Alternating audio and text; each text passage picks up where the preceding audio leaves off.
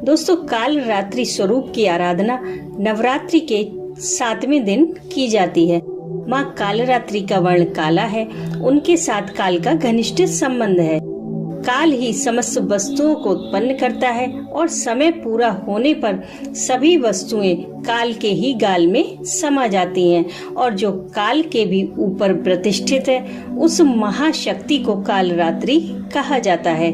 माँ काल रात्रि की उपासना मानव को मृत्यु के भय से मुक्ति प्रदान करती है।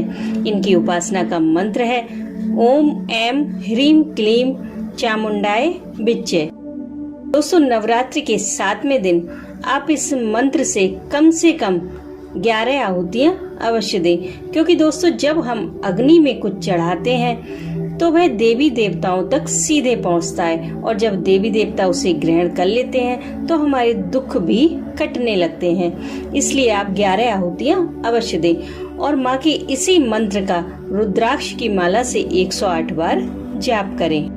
माँ काल रात्रि को गुड़ का भोग प्रिय है।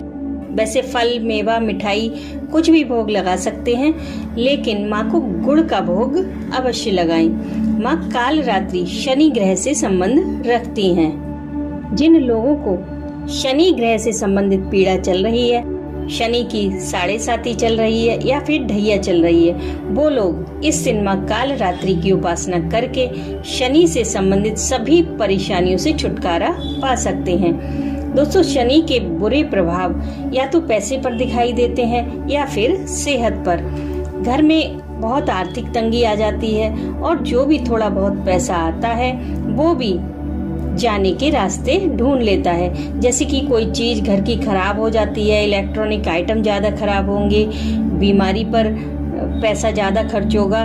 घर की लेडीज सबसे ज्यादा बीमार रहती हैं और कमजोर रहती हैं। अगर आपके घर में भी यही सारी दिक्कतें चल रही हैं, तो आप माँ कालरात्रि की उपासना करके इन सारी समस्याओं से छुटकारा पा सकते हैं।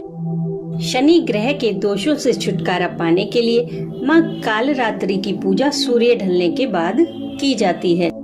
इसके लिए आप दिन छिपने के बाद जहाँ पर आपने माँ की चौकी लगाई है, वहाँ चौकी के सामने शुद्ध होकर बैठ जाइए। उसके बाद एक दीपक प्रज्वलित कर लीजिए। फिर माँ कालरात्रि की पूजा अर्चना करें, माँ को धूप दीप दिखाएं। उसके बाद इसी मंत्र की जो मैंने वीडियो में पहले बताया है, ओम ऐम ह्रीम क्लीम चामुंडाय बिच्चे, इस मंत्र की आप 5 माला जाप करें। माला अगर रुद्राक्ष की हो तो बहुत अच्छा है। आप कोशिश करें कि रुद्राक्ष की माला मिल जाए। आप रुद्राक्ष की माला से ही इसका जाप करें तो आपको ज्यादा फायदा होगा। दोस्तों, ये नवार्ण मंत्र है, बहुत ही पावरफुल है। इस एक मंत्र से हमें भगवान शिव की, माँ काली की, माँ सरस्वती की और माँ लक्ष्मी जी की भी कृपा एक साथ प्राप्त हो जाती है और 5 माला जाप करने से ये और भी ज्यादा असरकारी हो जाता है। दोस्तों, दुर्गा सप्तशती में आपके जीवन की सभी समस्याओं से छुटकारा मौजूद है। 700 मंत्र है जिनका प्रयोग हम हजारों तरीके से कर सकते हैं, लेकिन आप हमेशा इस बात का ध्यान रखें कि दुर्गा सप्तशती के सभी मंत्रों का प्रयोग आप कभी किसी का बुरा करने के लिए ना करें, वरना उल्टा आपका ही बुरा हो जाएगा। इस बात का आप पूरी तरह ध्यान रखें। आप अपने उत्थान के लिए, आप अपनी तरक्की के लिए, आप अपनी किसी समस्या से छुटकारा पाने के लिए आप इनका प्रयोग कर सकते हैं, कोई प्रॉब्लम नहीं है, लेकिन कभी किसी का बुरा ना करें इन मंत्रों के द्वारा। दोस्तों, माँ कालरात्रि की उपासना से प्रतिकूल ग्रहों द्वारा उत्पन्न की जाने वाली बाधाएं भी समाप्त हो जाती हैं और व्यक्ति अग्नि, जल, जंतु और शत्रु आदि के भय से मुक्त हो जाता है। माँ कालरात्रि अपने भक्तों को सभी सिद्धियों की प्राप्ति के लिए राह खोल देती हैं। माँ कालरात्रि का यह स्वरूप अत्यंत भयावह और उग्र है, लेकिन भयानक रूप होने के बावजूद वे भक्तों को शुभ फल ही प्रदान करती हैं। माँ कालरात्रि नकारात्मक, तामसी और राक्षसी प्रवृत्तियों का विनाश करके भक्तों को दानव, दैत्य, राक्षस, भूत, प्रेत आदि से अभय प्रदान करती हैं। माँ का यह रूप ज्ञान और वैराग्य प्रदान करता है।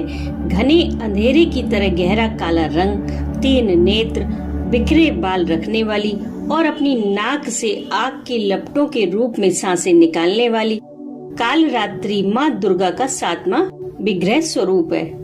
इनके 3 नेत्र ब्रह्मांड के गोले की तरह गोल हैं। इनके गले में विद्युत जैसी छटा देने वाली सफेद माला सुशोभित रहती है। माँ के एक हाथ में शंख रहता है, एक हाथ में चंद्रहास खड़ग धारण करती हैं, दूसरे हाथ में कांटेदार कटार रहती है, एक हाथ माँ का हमेशा वर मुद्रा में रहता है। माँ का ऊपरी तन लाल वस्त्र और नीचे का आधा भाग बाघ के चमड़े से ढका रहता है। माँ कालरात्रि की उपासना से अक्षय पुण्य की प्राप्ति होती है। तो दोस्तों, आप माँ कालरात्रि को प्रसन्न कीजिए, वो आपकी समस्त कामनाएं अवश्य पूरी करेंगी।